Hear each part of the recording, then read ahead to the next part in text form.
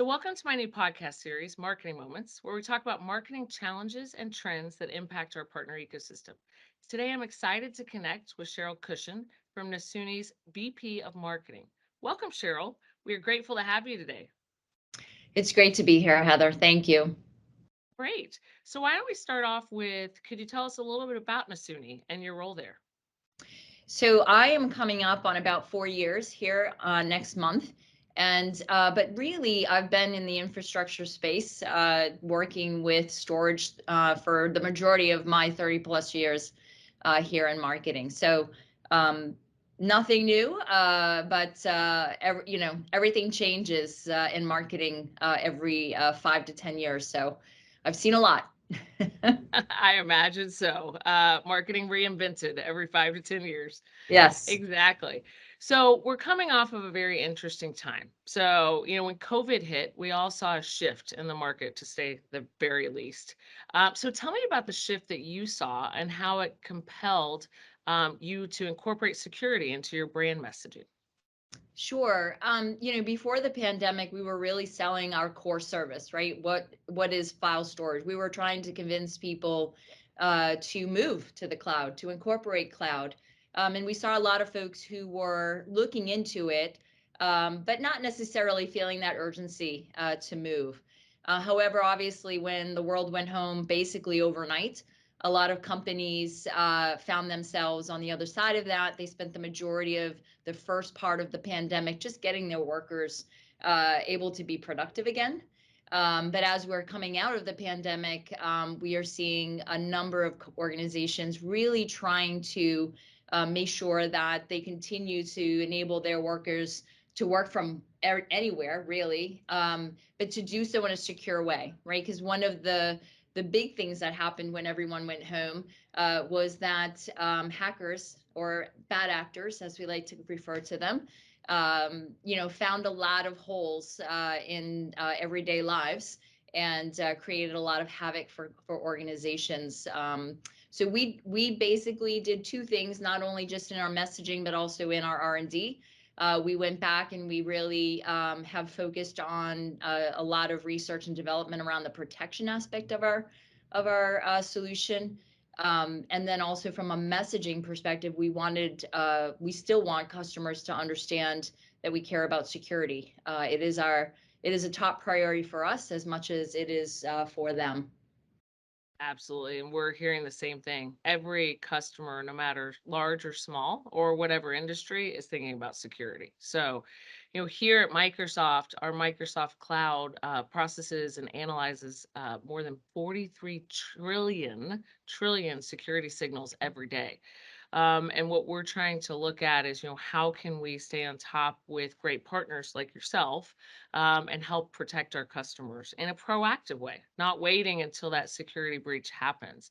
When you think about the security breaches, there's studies that show that the average security breach costs a company about $4 million in productivity and solutions. So that's a huge impact. So getting ahead of it and preventing these security breaches can save millions of dollars and thousands of hours of time, which I know you know. And when we look at even our small businesses, more than 60% of small businesses have experienced some type of cyber attack and were left unable to operate.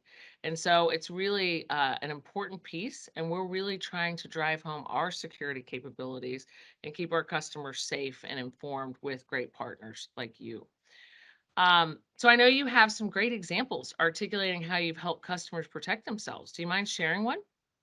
No, absolutely. So, one of the things we did pre-pandemic was we interviewed a lot of our customers. We took a survey because at the time we wanted to understand how many customers were really dealing with this type of situation.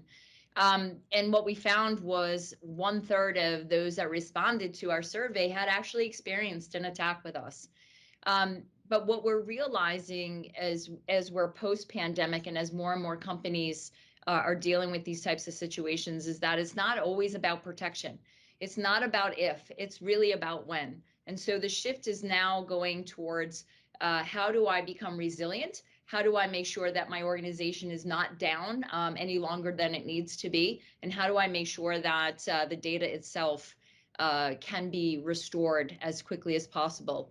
We have had several companies who we did some deep dive interviews, right? We really wanted to get into what they did, what was the benefit behind having an application or a platform that allowed them to recover so quickly. One of those customers was Leo A. Daily. They are a company that has been around. They're family owned, but they had experienced an attack, and that attack was from internal, right? I think a lot of folks think of ransomware as being external, but this was someone who had credentials internally. The other aspect of them was they were able to avoid a backup refresh, right? So the problem with traditional backup is that it is designed for single point failure. Most people think about backup around natural disasters. Sometimes they are people disasters because you accidentally unplug something, but it usually is designed around a single point of failure. And the cyber attack is usually multiple points. And so that is really what is at the heart of being able to be resilient, is the ability to quickly, identify, mitigate, and restore. Leo Daly was able to do that very quickly and save about $700,000 in not having to refresh their backups. So they are a very happy customer for sure. I would imagine so. I even saw a quote from them in one of the articles that I read that said that you guys were a true lifesaver when they were hit. I mean, when you're in those, moments of crisis for your business, you need a partner that you can trust, that can come in and can really help you in that time of, a little bit of panic. You see, and it's an uptick, it's a trend, as you know, and I know, and the folks listening know, 300% of ransomware cases are, 300% increase in ransomware cases. So it's critical for businesses to safeguard their people, their data, their infrastructure. So I'm excited to see how you guys were able to help Leo A. Daily return to normal operations so quickly. Is there another customer story you want to share? We have two others, right? And they sort of represent, I think, key industries, which one includes our financial services industry. Um, we had a gentleman, and their quote around us was, "With Nasuni, we recovered 30 terabytes worth of data in 30 minutes. Without that, it would have taken us at least a couple of days, which would have meant their architects would have been at home in lockdown, not being able to do work, right?" And so it really comes back to a lot of businesses. You mentioned earlier, a lot of businesses have trouble recovering from ransomware. Because it's not only just the cost of the ransomware itself that they may pay, but it is all of the downtime, right? It is all the loss of productivity. And in businesses like financial services, you can't get that time back. That is lost time that you cannot recover. So, another customer in our food industry space says that the number one advantage of a platform like ours is the ransomware recovery, because we are very efficient. It is all done in the same interface that they're used to. A lot of times, some of these other services, you have to go into a different interface, and we all know how difficult it is to remember exactly how one application works when you're not using it all the time. And just in a chaotic situation of making sure that the business isn't losing too much, having something that's familiar is very, very important. And we had a major hotel tell us that their management is actually no longer involved in ransomware recovery with them, because the system is so efficient and their team is so well trained that they no longer need to be aware of anything that happens at that level anymore. Wow, that's great. So let's turn the conversation a bit to the marketing lens. So, as marketers, we leverage data every single day, and we have to have it to market effectively to our customers. We've both been at this for a long time. When I first started my career as a marketer, it wasn't uncommon for people to manage customer data in spreadsheets on their desktops. We've certainly come a long way since then. So, Cheryl, how does Nasuni organize and secure your data as you go to market? Absolutely. I agree. I think I have always been heavily involved in early companies where you don't have a lot of systems in place and don't necessarily have a lot of those best practices. But I think these days you just can't afford not to. I think now the biggest challenge for marketers is really kind of getting through all of the amount of data that is out there and available, and making sure that you're focused on the right things, right? How do you move the needle for your business? But even more importantly, the information that you're gathering, how do you make sure that you're leveraging it to make sure that the engagement you're having with your prospects and eventually your customers is adding value for them? Value comes in the form of helping them solve real problems that they're facing. And in our business, right, in being a file data platform, that means enabling their employees access to the information wherever they may be, but at the same time, making sure that there's a level of resiliency that virtually means no downtime ever. So we are very cautious.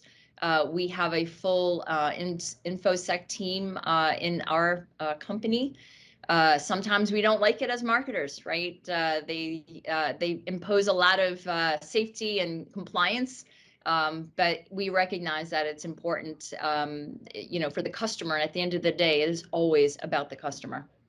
Yeah, and it really, I think, helps build trust with your customer if they know how that you are securing their information, that we're taking it seriously, and things of that sort, which can be a differentiator.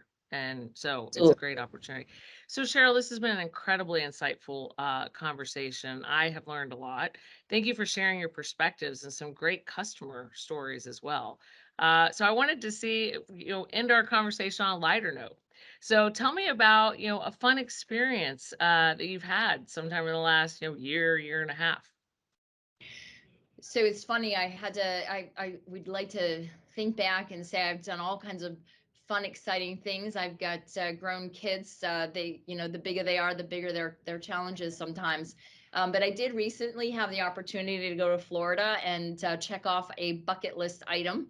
It was something as simple as driving in a convertible with the top down, and it was a beautiful day. And I got to play one of my favorite songs, which is "In Your Eyes" by Peter Gabriel. So the vision is driving down the road, the sun on your face, your hair blowing in the wind, with Peter Gabriel belting it out in the background. That was fun. That's awesome. Yeah, it's sometimes the simple moments in life that are really the best. And I can actually hear the tune playing in my head right now. So you painted a good picture. So thank you so much for joining me today, Cheryl. I really appreciate you showing us, and demonstrating for us how important security is when it comes to B2B marketing. And thank you for being such a great partner to Microsoft. So thank you for your time. And thank you, everyone, for tuning in to my Marketing Moments podcast. Please submit suggestions in the comment sections on things that you would like to see in the future. And we look forward to addressing them. Thanks. Thank you.